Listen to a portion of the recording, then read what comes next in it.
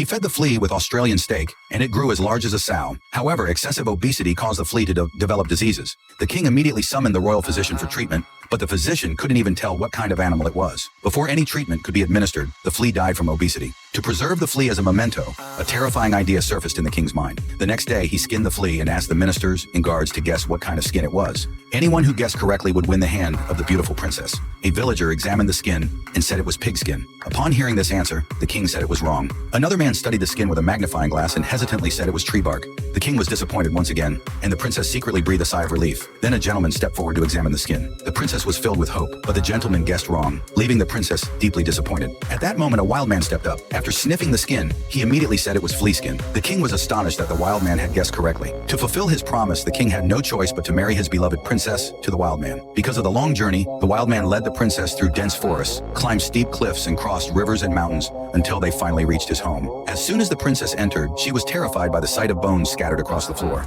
At lunchtime, the wild man casually tore off a piece of raw meat and handed it to her. Soon 2.5 years passed, and the princess's luxurious clothes had turned into coarse garments. To survive, the wild man would go out hunting during the day and force the princess into his room at night upon returning. One day, while the princess was alone at home, she suddenly heard a noise coming from the cliff. Looking up, she saw a strange woman standing on the opposite side.